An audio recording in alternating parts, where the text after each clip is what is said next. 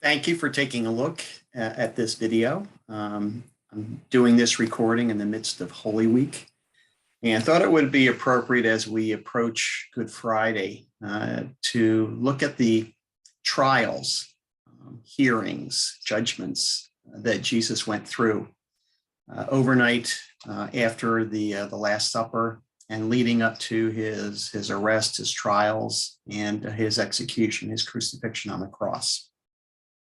So we're going to take a look at all the different, as I said, hearings, trials, et cetera, that he went through. And in order to do that, what you need to do is look at all the Gospels together, consolidated, if you will. What you find is that each of the Gospels offers different details. I like to compare it to if you had an accident, an auto accident that occurred in the midst of an intersection, and you had witnesses on all four corners. When you interviewed each of the witnesses, you would get different details than the other three. And it wouldn't be until you put all of their accounts together that you would have a comprehensive look and all the information that you need to make your assessments of exactly what happened. Well, the Gospels operate in the same way. Each of the authors, Matthew, Mark, Luke, and John, provide us different details and a different viewpoint. But when you put them together, you get an entire account. And so as I go through here and we look at different scriptures and so forth, I'll be quoting from each of the four different Gospels as we look at the different trials and so forth. So leading up, to the arrest and the trials, as I said, this is after the Last Supper. Jesus has met with the disciples. And they have headed out from Jerusalem, just outside the city, to the Garden of Gethsemane.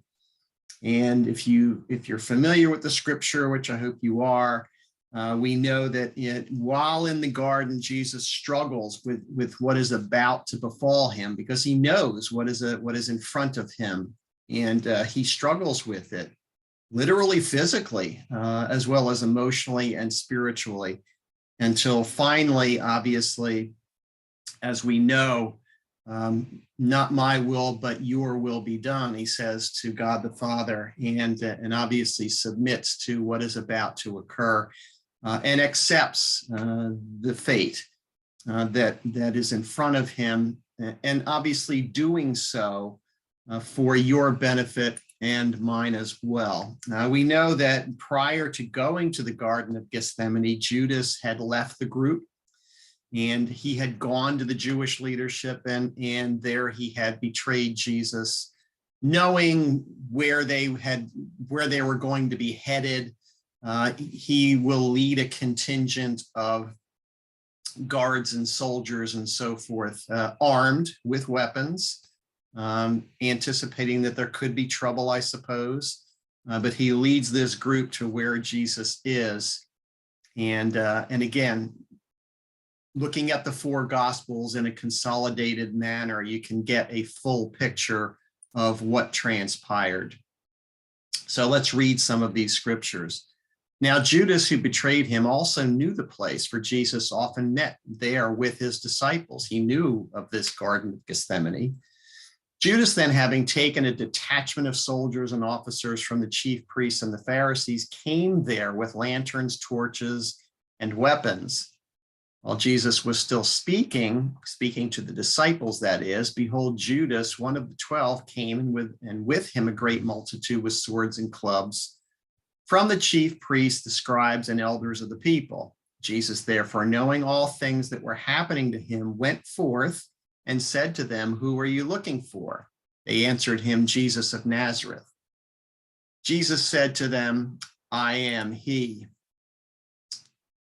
When therefore he said to them, "I am he," they went backward and fell to the ground. And again, therefore he asked them, "Who are you looking for?" And I suspect they said it a little bit more sheepishly. They said, Jesus of he said, who are you looking for? They said, Jesus of Nazareth. Jesus answered, I told you that I am he. If therefore you seek me, let these go their way, meaning the disciples. Let them go. Take me, but let them go. That the word might be fulfilled which he spoke. Of those whom you have given me, I have lost none. Now he who betrayed him gave them a sign, saying, whoever I kiss, he is the one. Seize him and lead him away safely. Immediately he came, he meaning Judas, came to Jesus and said, Hail, Rabbi, and kissed him. Jesus said to him, Judas, why are you here? Do you betray the Son of Man with a kiss? Then they came and laid hands on Jesus, who took him. When those who were around him saw what was about to happen, they said to him, Lord, shall we strike with the sword? Behold, Simon Peter, one of those who were with Jesus, stretched out his hand and drew his sword and struck the servant of the high priest and struck off his right ear. The servant's name was Malchus. Then Jesus said to him, to Peter, put your sword back into its place, for all those who take the sword will die by the sword. Or do you think that I couldn't ask my Father, and he would even now send me more than 12 legions of angels?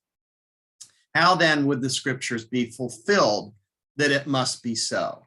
Shall I not surely drink the cup which my Father has given me? Again, referencing to the submission of what is about to befall him. But Jesus answered, let me at least do this. And he touched his ear and healed him. That last verse, verse 51, comes from the Gospel of Luke the physician. You know, this would have had a particular impact and been something in particular he wanted to report. Jesus said to the chief priests, captains of the temple, and elders who had come against him, have you come out as against a robber with swords and clubs to seize me? I sat daily in the temple teaching, and you didn't arrest me. But this is your hour and the power of darkness. And all this has happened, that the scriptures of the prophets might be fulfilled. Then all the disciples left him and fled. And that will lead us up to these trials and hearings and judgments. And there are 7 of them before Annas, Caiaphas, the Sanhedrin, Pontius Pilate, to Herod, then back to Pontius Pilate again. And then, of course, Pilate leaves it up to the crowd. So let's start with Annas. Annas had been the high priest previously, but he was not currently the high priest. The current high priest is Caiaphas, who Annas is going to send Jesus to. And Annas is the father-in-law of Caiaphas. So although he was not currently the high priest, he obviously wielded a fair amount of authority, and deference was shown to him. And so as a result, the arresting officers take Jesus to him first. So the detachment, the commanding officer and the officers of the Jews seized Jesus and bound him and led him to Annas first, for he was father-in-law to Caiaphas, who was high priest that year. Now it was Caiaphas who advised the Jews that it was expedient that one man should perish for the people. He had said this just prior to this, when there was a great commotion. Jesus was gathering a big following, and Caiaphas was concerned on a variety of different levels, but one of them being that the commotion might catch the attention of the Romans and cause the Romans to crack down. And so he made the statement that maybe it would be better for us to dispose of this one man, Jesus, to save the trouble for the rest of the nation, so to speak. The high priest therefore asked Jesus about his disciples and about his teaching. Jesus answered him, I spoke openly to the world. I always taught in the synagogues and in the temple where the Jews always meet. I said nothing in secret. Why do you ask me? Ask those who have heard me what I said to them. Behold, these know the things which I said. When he had said this, one of the officers standing by slapped Jesus with his hand, saying, do you answer the high priest like that? Jesus answered him, if I have spoken evil, testify of the evil. But if well, why do you beat me? Annas sent him bound to Caiaphas, the high priest. Again, Caiaphas was the current high priest at that point in time. The high priest could only serve at the approval, if not the appointment of Rome. So this is one of the reasons why Caiaphas, again, was particularly concerned about the reaction of the Romans to anything that happened in Jerusalem. And so this commotion that was going on would have been a concern that would have occurred with Caiaphas. Now, Caiaphas was certainly aware of the miracles. As a matter of fact, the miracle that had occurred right before the Palm Sunday, Jesus is coming into town, was the raising of Lazarus from the dead, which occurred in a town called Bethany, which is right outside of Jerusalem. So there were many people who were either friends of the family or who mourners or whatever, who were going to Bethany to be with the family and would have witnessed this raising of Lazarus from the dead after having been dead for 4 days. And so certainly Caiaphas and the rest of the leaders had heard of this. And as a matter of fact, they had even discussed killing Lazarus as well as Jesus, because Lazarus was a walking, talking testimonial to who Jesus really was, and obviously was giving credence, giving evidence to Jesus's claims about himself. Now, Caiaphas will interview Jesus, then he will gather the Sanhedrin, which was the ruling body, and hold a trial, which was illegal. Number one, it was illegal to hold a trial at night. And secondly, it was illegal to hold a trial without sufficient notice to the council for them to have enough notice to gather. Those who had taken Jesus led him away to Caiaphas, the high priest, where the scribes and the elders were gathered together. But Simon Peter followed Jesus, as did another disciple, and this would be John, from a distance to the court of the high priest, and entered in and sat with the officers to see the end. Now the chief priests, the elders, and the whole council sought false testimony against Jesus, that they might put him to death. And they found none. Even though many false witnesses came forward, they found none. But at least 2 false witnesses came forward and said, "We heard this man say, I am able to destroy the temple of God that is made with hands, and in 3 days I will build another made without hands." Even so, their testimony did not agree. The high priest stood up and said to Jesus, "Have you no answer? What is this that these testify against you?" But Jesus held his peace and answered nothing. Again, the high priest asked him, "I adjure you by the living God, that you tell us whether you are the Christ, the Son of God, the Son of the Blessed." He put him under an oath, which required him to answer. Jesus said to him, "You have said it. I am. Nevertheless, I tell you, after this, you will see the Son of Man sitting at the right hand of power and coming on the clouds of the sky." Then the high priest tore his clothing, saying, "He has spoken blasphemy. Why do we need any more witnesses? Behold, now you have heard this blasphemy. What do you think?" They answered, "He is worthy of death." Then they spit in his face and beat him with their fists, and some slapped him.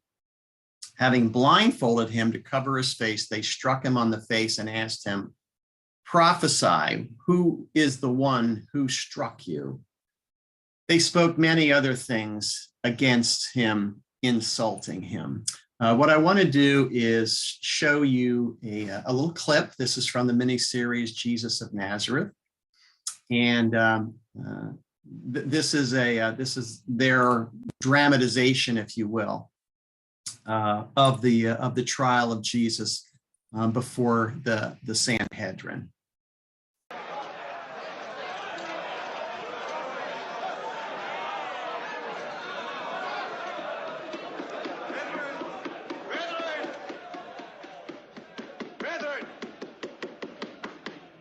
Caiaphas that he should be bound like a common thief. It's most unseemly, sir. Jesus, it is not our intention to treat you as a criminal. But we want you to explain to this assembly the nature of your teachings.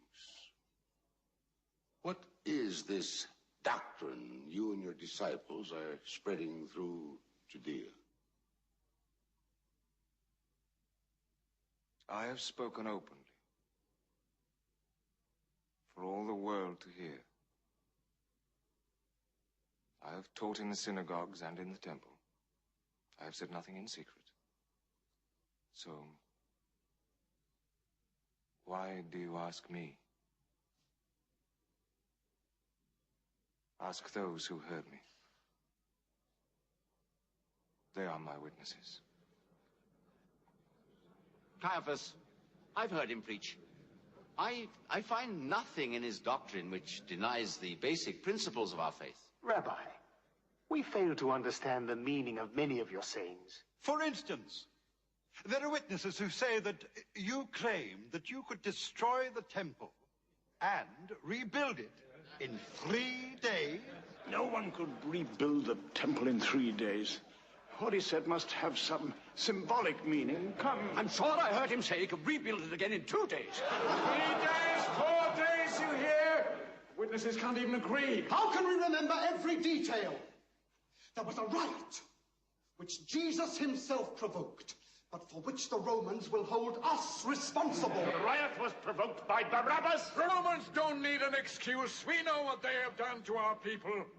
All of us here can remember the occasion not so many years back when over 1,000 of our people were nailed to the walls of Jerusalem because there were not enough scaffolds to satisfy the Romans' lust for blood. None of us, I'm sure, wants to give any more victims to Pontius Pilate than we can prevent. Of course not, Joseph. We're all agreed upon that. As Caiaphas has said, this is not a trial. We left our homes. We came here tonight hoping that Jesus of Nazareth would explain to us the purpose of his mission and help to heal the divisions in our community. Brother, we have often heard that you've come to bring love and brotherhood. I beg you, bring peace to our gathering tonight. Tell me.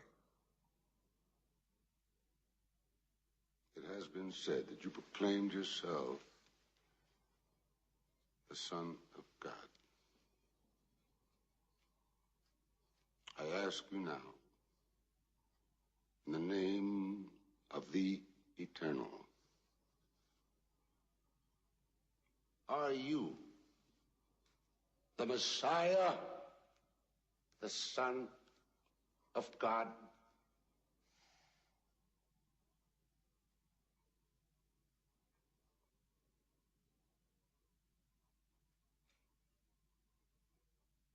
I am.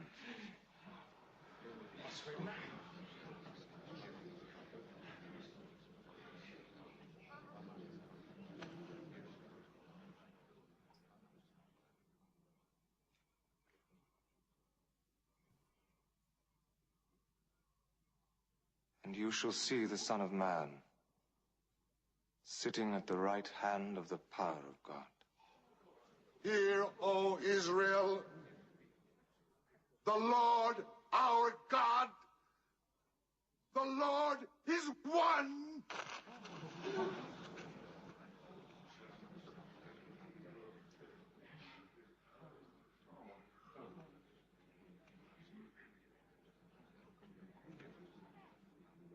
We have heard enough. Let him be taken before the procurator Pontius Pilate, in whose hands lies the final authority for trial and judgment.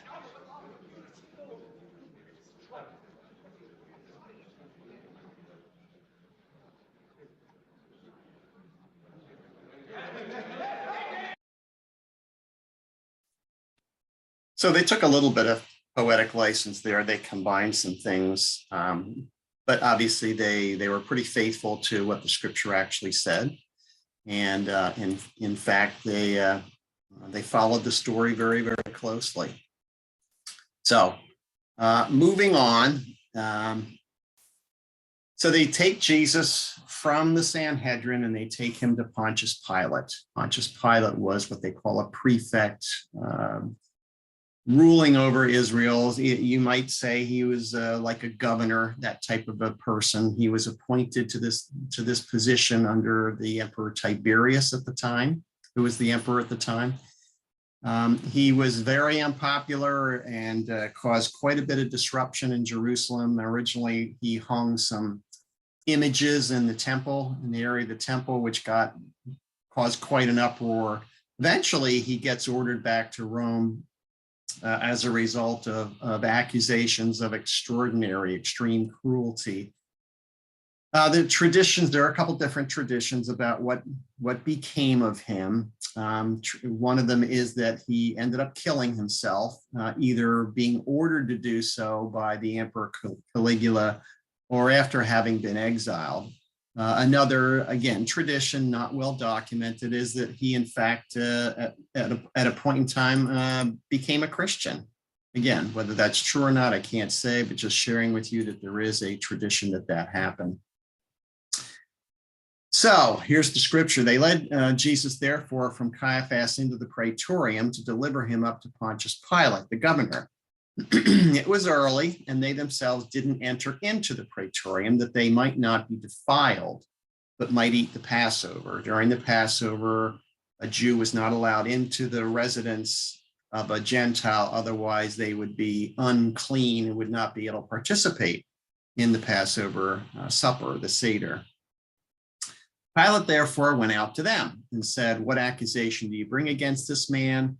They answered him, "If this man weren't an evildoer, we wouldn't have delivered him up to you." Pilate therefore said to them, "Take him yourselves and judge him according to your law." Therefore the Jews said to him, "It is not lawful for us to put anyone to death," which is true, by the way. At that point in time, Rome had taken the authority away from the Jewish authorities to carry out a capital execution, capital judgment. That the word of Jesus might be fulfilled, which he spoke, signifying by what kind of death he should die. If the Jewish authorities had carried out the execution, he would have been stoned. Whereas the scripture indicates and had indicated for centuries and centuries that the death of the Messiah would be by some form of piercing. They began to accuse him, saying, "We found this man perverting the nation, forbidding paying taxes to Caesar, and saying that he himself is Christ a king." Pilate therefore entered again into the praetorium, called Jesus. Now Jesus stood before the governor, and the governor asked him, saying, "Are you the king of the Jews?" Jesus said to him, "So you say." Then Jesus answered him, "Do you say this by yourself, or did others tell you about me?" Pilate answered, "I'm not a Jew, am I? Your own nation and the chief priests delivered you to me. What have you done?" Jesus answered, "My kingdom is not of this world. If my kingdom were of this world, then my servants would fight that I wouldn't be delivered to the Jews. But now my kingdom is not from here." Pilate therefore said to him, "Are you a king then?" Jesus answered, "You say that I am a king. For this reason I have been born, and for this reason I have come into the world, that I should testify to the truth. Everyone who is of the truth listens to my voice." Pilate said to him, "What is truth?" When he had said this, he went out again to the Jews, the chief priests and the multitudes, and said to them, "I find no basis for a charge against him." The chief priests and elders accused him of many things, but he answered nothing. Then Pilate said to him, "Have you no answer? Don't you hear how many things they testify against you?" But Jesus made no further answer, so that Pilate the governor marveled greatly. But they insisted, saying, "He stirs up the people, teaching throughout all Judea, beginning from Galilee, even to this place." Now, what we're going to read in a moment is Pilate's ears perk up when he hears that Jesus is from Galilee, because we find along the way here that Pontius Pilate is looking for an exit ramp. He's looking for a way out of this. And he sees an opportunity here to pass the buck onto the individual who's ruling the territory of Galilee, which is Herod, one of Herod the Great's sons.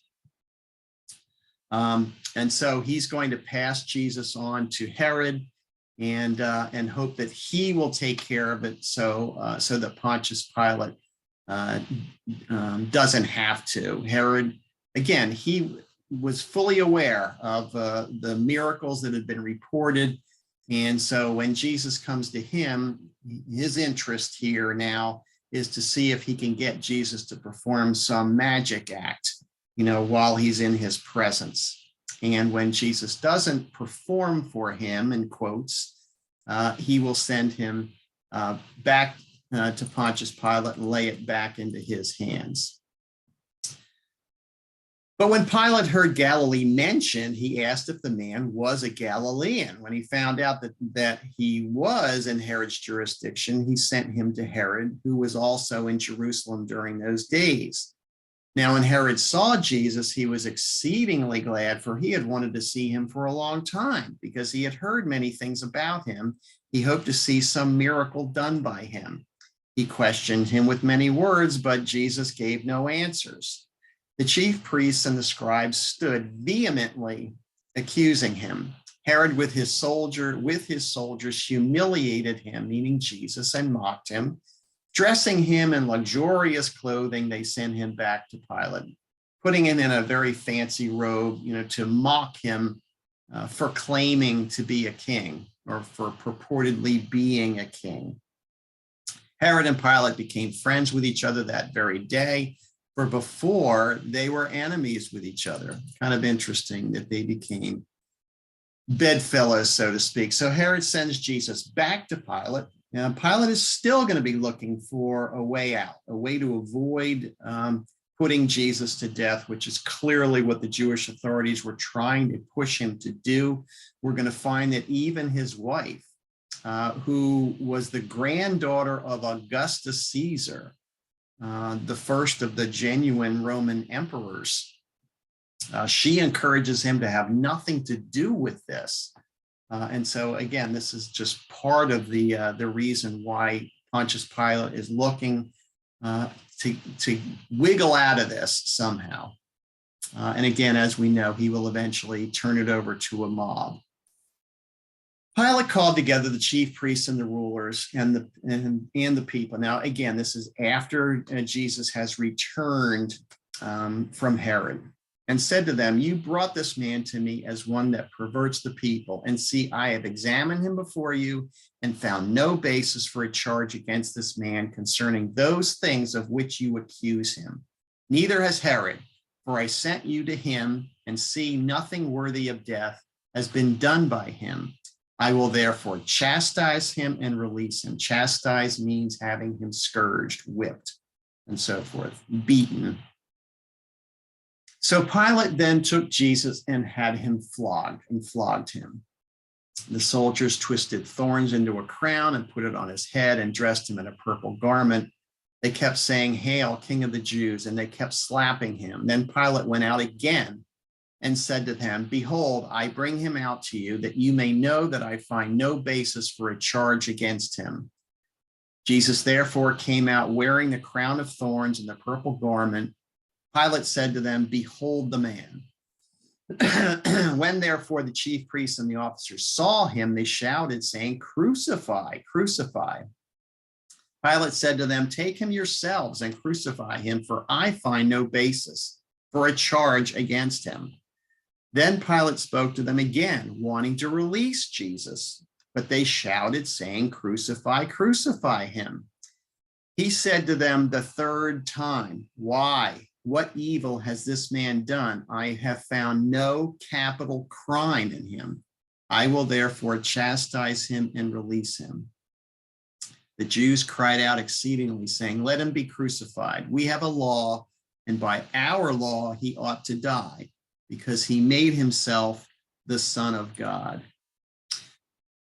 So then what happens, as we know from history, that Pilate tries one more time, to find an offering. and he tries to take advantage of a custom that was prevalent in the time, that during the Passover, that one prisoner who had been condemned to death would be released. And so he's going to go to the crowd and offer them the choice of Jesus of Nazareth or a man called Barabbas. A couple of interesting details here.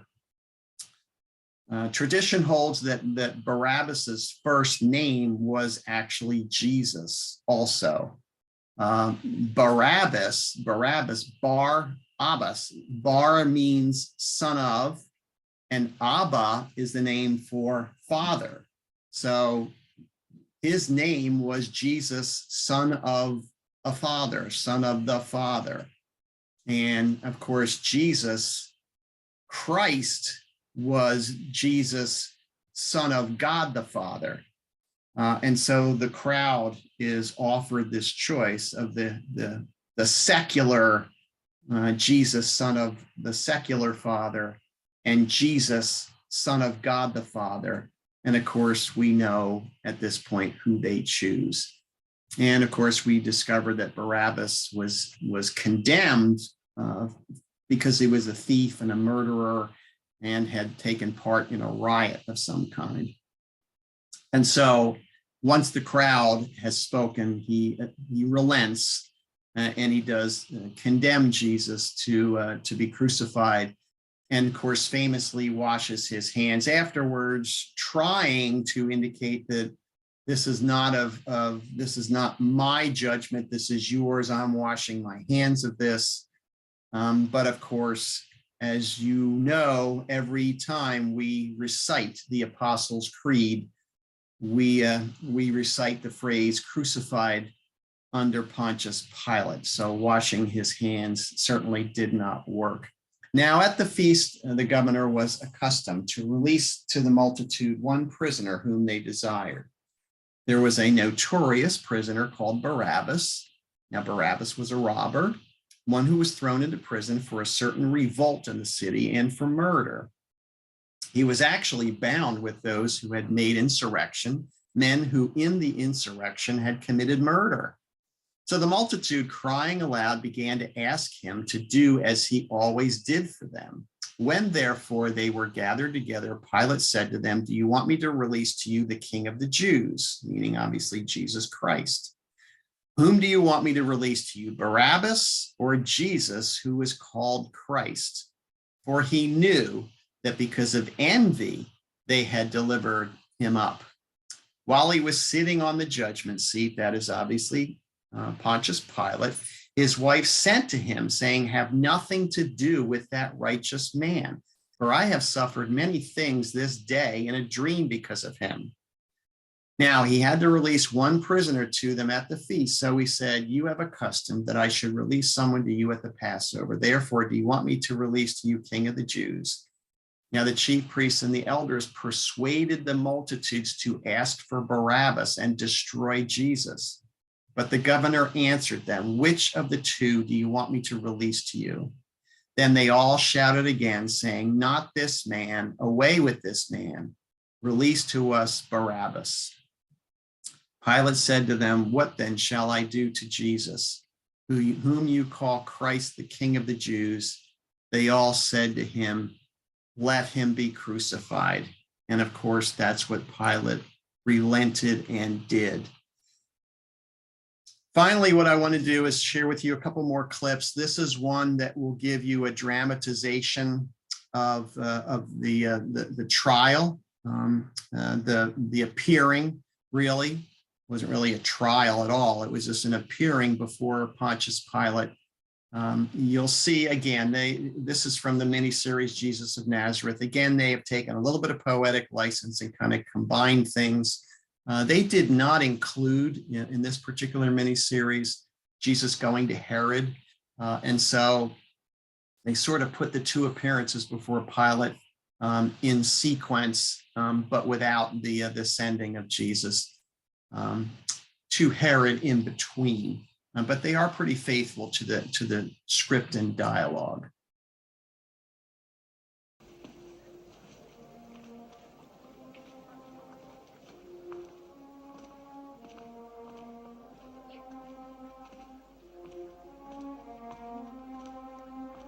Is this the man you think so dangerous?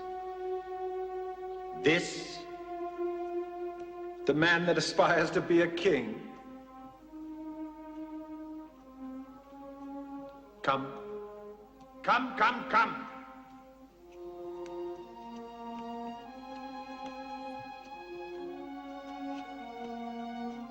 Now, the leaders of the Sanhedrin accuse you of preaching perverted doctrines. Come.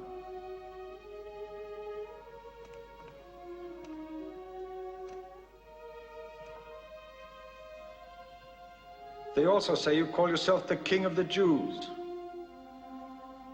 Well, are you King of the Jews?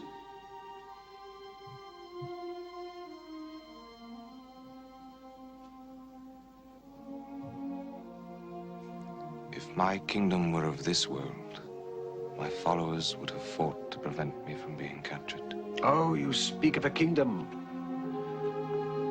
Therefore, you must be a king. Are you a king?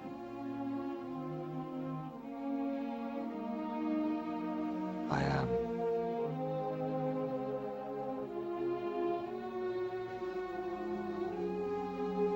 I was born for one purpose. To bear witness to the truth. All who can accept the truth hear my voice. And what is the truth?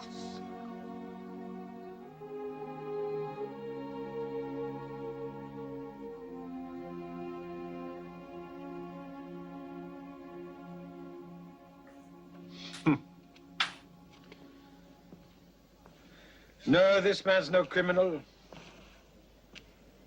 He's a dreamer. Take him away, take him away. Have him flogged as a token of Roman justice. That should wake him up. Right, sir.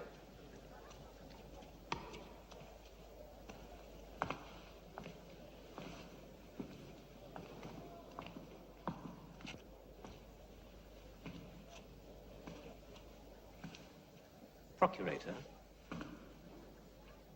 we, the leaders of the Sanhedrin, have always had the same aim as you, the peaceful administration of our country for the good of our people. And for many years Please. Don't talk to me about the people.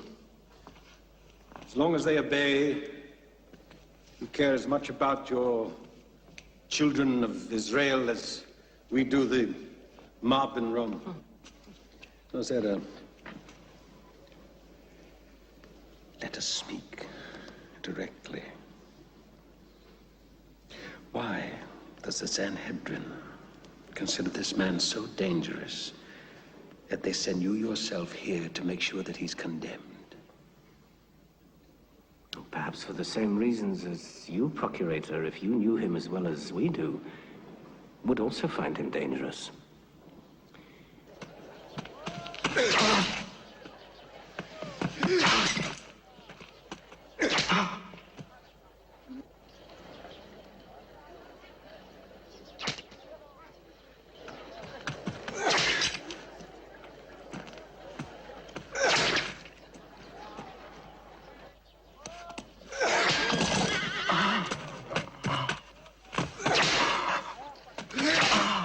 That's enough.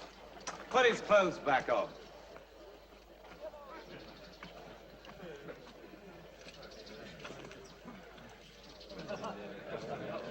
I saw when he entered Jerusalem as a king.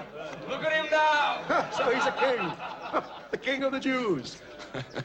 Man, we ought to dress him like a king. Hey! Give me a cloak. Don't use mine. Use one of those. Oh, wait a minute. There's some over here. Here it is. Come on. Here we are. Turn around. Look at him. Hey, wait a minute. If he's a king, he needs a crown. Hail, Majesty. High and mighty Majesty.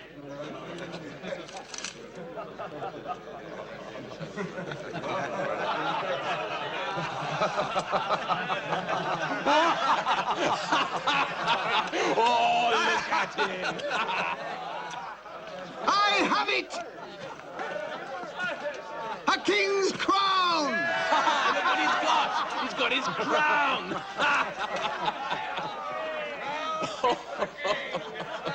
He needs a scepter. Majesty! Perfect fit, Your Where's Majesty. your throne, eh? Ah, now he's the king. Tiberius will be getting worried.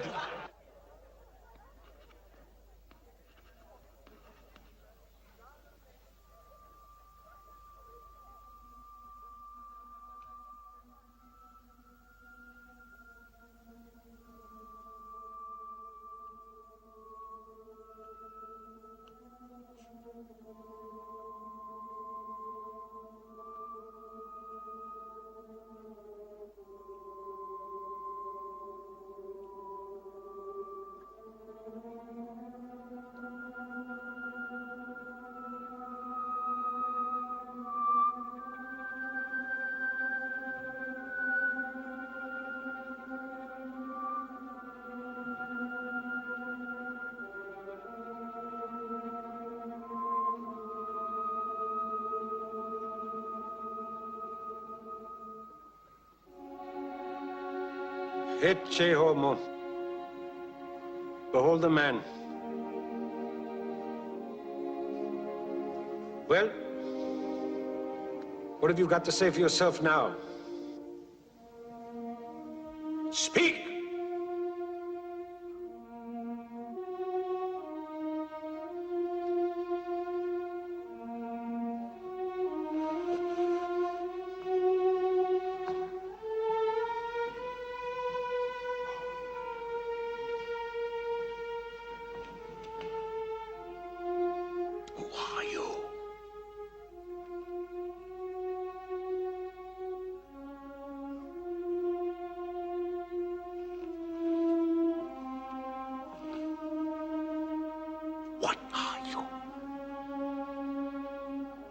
Say something! Don't you want to defend yourself? Do you want to die? Don't you realize I have the power to release you or have you crucified?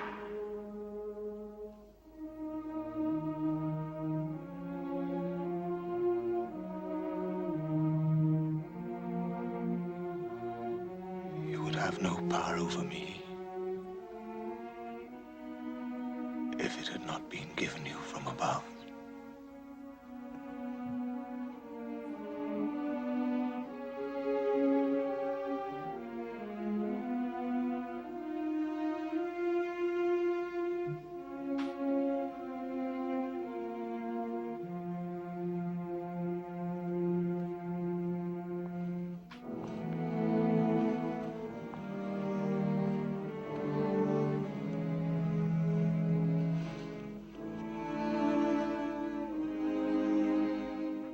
Quintilius, isn't there an ancient custom honoring Passover where the procurator can release a prisoner sentenced to death as an act of mercy? Yes, that custom still exists. And we have two prisoners? Barabbas? And Jesus. So let the people decide.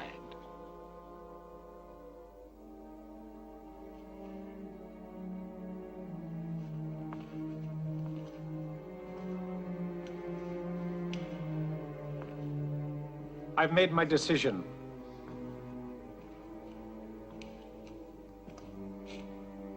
The people will decide. Take him away. Right, take this one away. Get down to the prison now and bring Barabbas.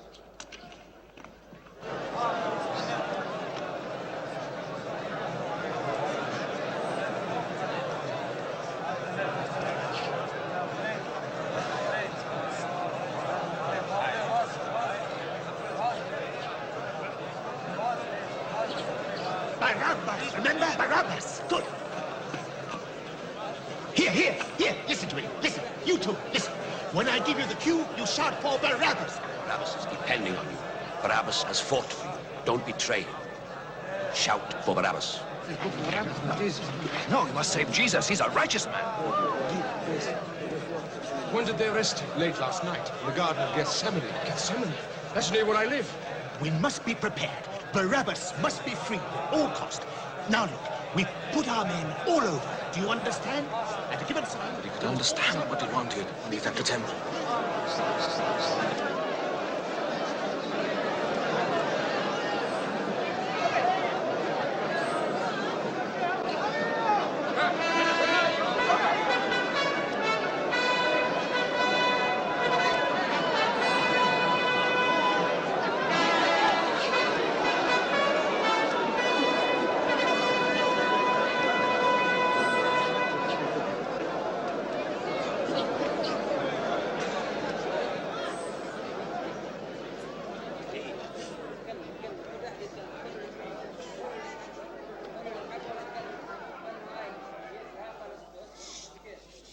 As a sign of his magnanimity and his benevolence, our divine emperor has decided that the custom of releasing one prisoner sentenced to death in honor of your Passover shall continue. We have two prisoners. One, Jesus of Nazareth, accused of treason by proclaiming himself King of the Jews. Do you work a miracle now, Jesus?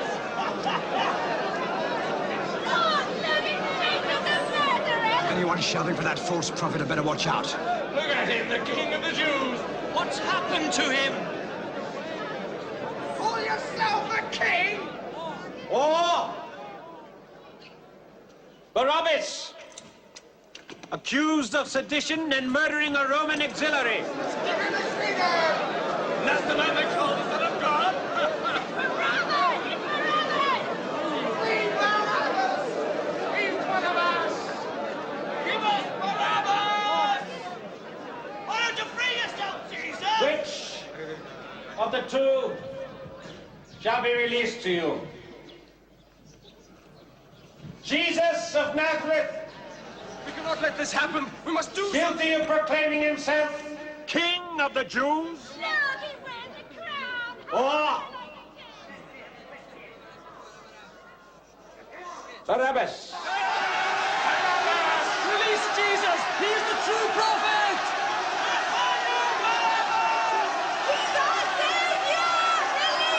Jesus is a man sent from God! Free Barabbas! He's a false prophet!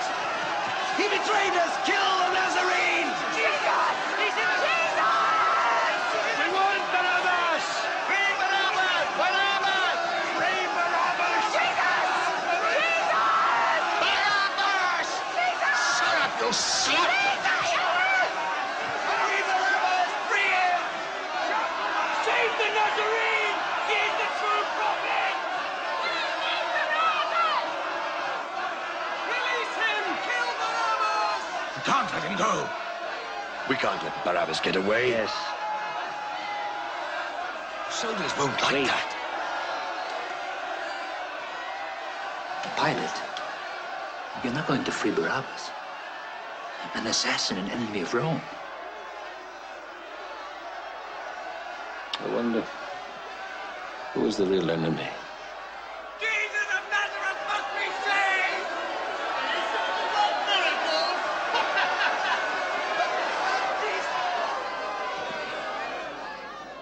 Then let it be written that Jesus of Nazareth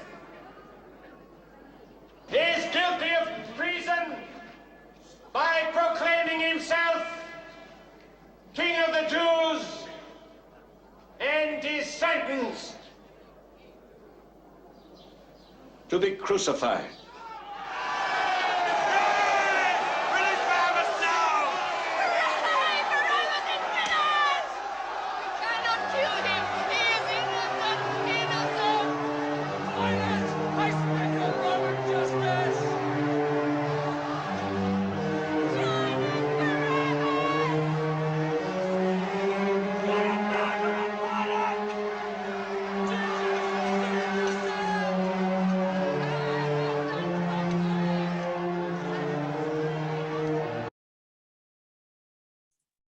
So as you can see, they obviously spruced it a little bit, took a little bit of poetic license, but essentially were pretty faithful to the story itself and use scripture as at least part of the dialogue. Last two clips I want to share with you. These are shorter. The first one is a description from Roman writings and times of the Romans about crucifixion from their vantage point. And then the last one will be from a trauma surgeon about the actual effects of not only the crucifixion, but the scourging that Jesus was subjected to prior to the crucifixion.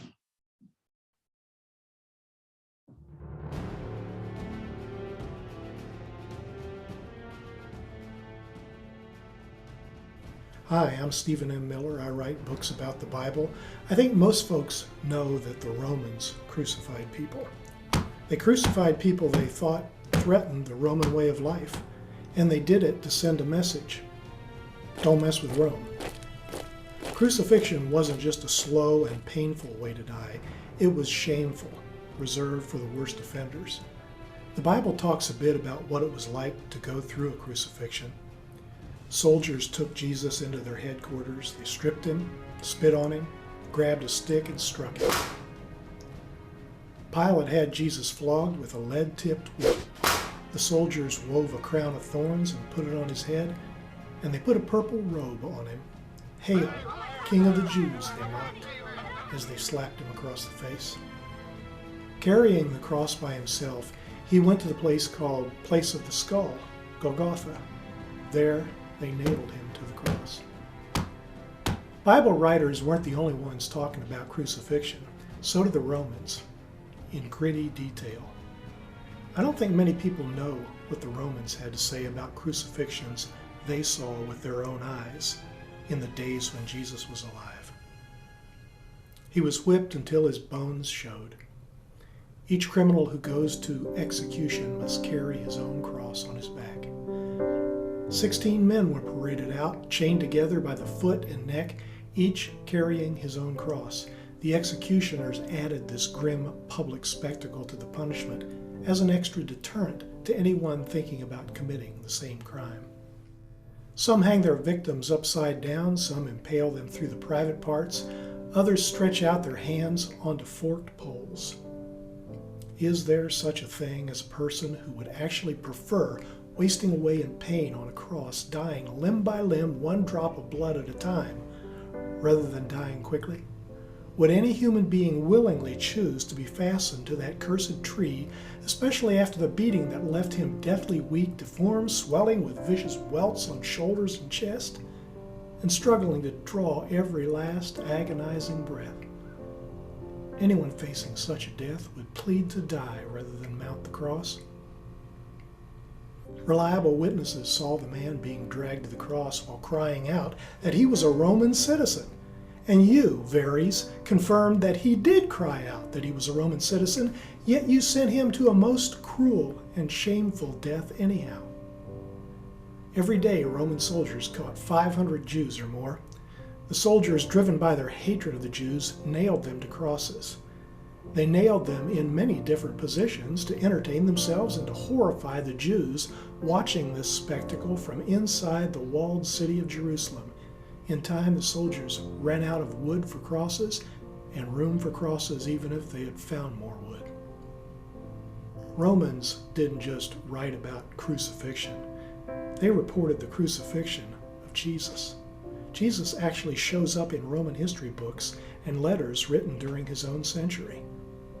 There was a wise man called Jesus, a good person who could work wonders. He attracted many followers, Jews and non-Jews. Pilate, at the request of our leaders, sentenced him to death by crucifixion. Nero blamed the fire that destroyed much of Rome on a group of people he found so disgusting that he ordered them tortured in horrifying ways. They were Christians. They got their name from Christus, a man who suffered the ultimate penalty at the hands of a procurator, Pontius Pilate, when Tiberius was emperor of Rome. The fact that Jesus lived and was crucified isn't just a story in the Bible, Christian scholars say. It's written into Roman history. For more about Jesus and Roman crucifixion, let me move on and just again play this last clip again from a trauma surgeon about the effects of crucifixion and the flogging as well.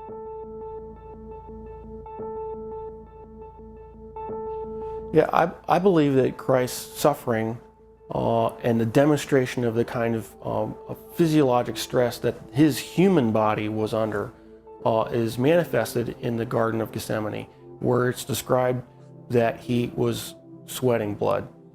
And there is a well-documented medical condition in which patients who are under tremendous amount of emotional stress and physiological stress can in fact sweat blood, because little blood vessels within the glands burst and then the blood is expressed. The scourge involved the use of a short whip with pieces of typically metal, sometimes bone, sometimes pieces of porcelain wrapped in these leather straps, which is then utilized to come across typically the back, the shoulders, the legs of the victim.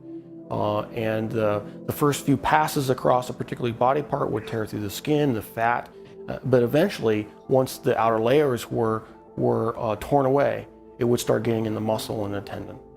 And of course, along the way, you're ripping through all the blood vessels that supply all those tissues. And so you're losing blood the whole time. The plant that was described actually had a very long thorn, not the little thorns that we would think from a rose bush. These were thorns that were typically 1.5 to 2 inches in length. The scalp is one of the most vascular portions of our bodies. It had a huge blood supply up there. So then having those thorns shoved down into the, down onto the bony plate would have gone through all the scalp, which in and of itself would have created a huge amount of blood loss. I've seen people actually bleed to death from just a scalp injury. So this is not a small injury to have, who knows, dozens of these things shoved into your scalp. And so that would have caused more blood loss.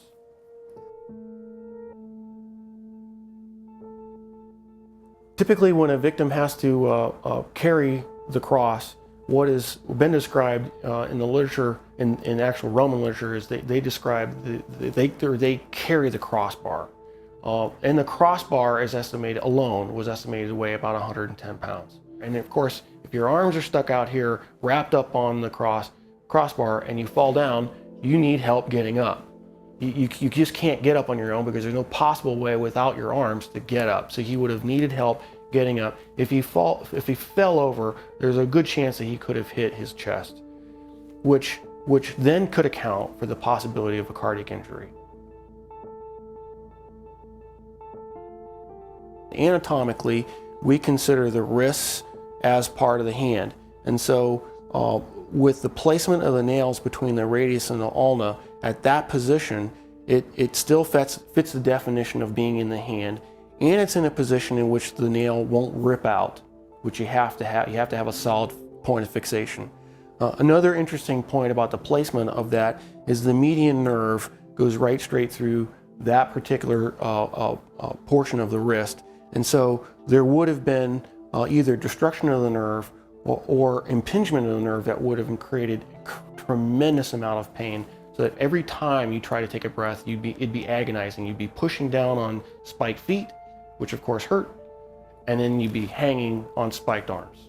And so you alternate from excruciating pain to excruciating pain every time you take a breath. So even if he survives the actual crucifixion, he would have had to survive what I believe to be a lethal injury from the spear to find out whether he was alive or not. What's described is the loss of water and blood, and that would entail either either pleural effusion or pericardial effusion, and the blood would have come from either pulmonary artery, a pulmonary vein, the aorta or vena cava, or the heart itself. None of those injuries, unless you're treated immediately by a trauma surgeon like myself, with all the advanced equipment that we have, would be survivable after even a few minutes. Christ, as the Son of God, could have survived anything. He chose to manifest himself as a human at that point in time and allowed himself to die. And being human at that point in time, he could not have survived this particular series of traumas. It's not possible. Christ as God could have survived anything they threw at him. But he chose to be Christ, the human, at that point in time to die for our sins. And that given that self-limitation of remaining to be human, he died. He did not survive the event.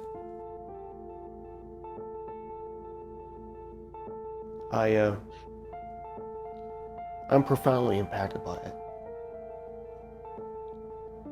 because I realized the price that he paid was something I would never be willing to do for probably anybody. It's very difficult for me to even sing songs about the cross, even in worship, because I truly do understand what he paid, the price that he paid.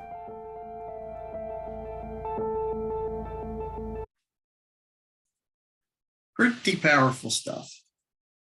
So just to kind of wrap things up, needless to say, Jesus endured an enormous amount of physical, emotional, and spiritual trauma. The 3 hours of darkness that are described, it was during that 3 hours that the full weight of sin and iniquity of all of mankind through all of history was laid on him in some obviously mysterious fashion, but it was certainly a severe spiritual trauma that he suffered.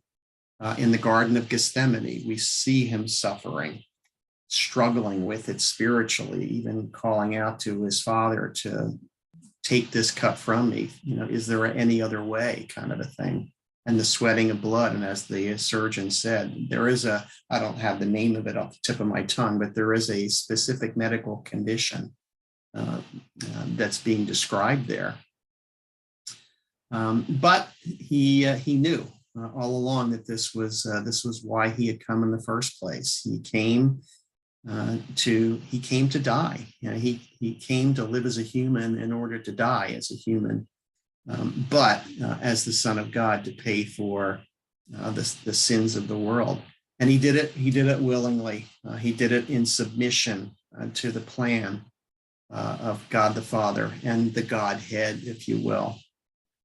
And it's been described that this price and penalty that he paid, first of all, he didn't know it. He paid a price he didn't owe. And why? Because we all owe a price or a penalty we cannot pay.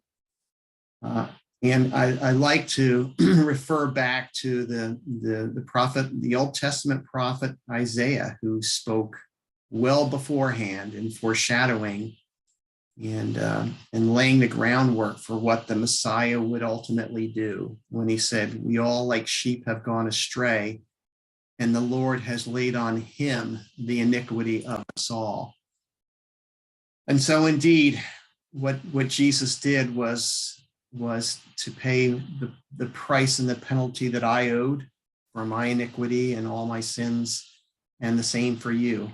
All you have to do is accept the free gift that he offers. I know this is depressing, to talk about the death of Jesus Christ, and to stop there. I remember having seen the show Jesus Christ Superstar, and this was many years ago, but as I recall, it ends with the crucifixion. It doesn't describe the resurrection. And so we, in all humility, remember what Jesus did on Good Friday, but in the back of our minds, we know that Easter is coming and he's going to rise again. And so indeed, there is a happy ending to this very, very gloomy story of what transpired on Good Friday. So I hope this maybe has helped you to put in perspective exactly what Jesus did on my behalf and on yours. But again, rejoicing in the fact that this is not the end of the story and that Easter is. So may God bless you this Easter season and every season as we give thanks to God and to Jesus Christ for his sacrifice for us. God bless you.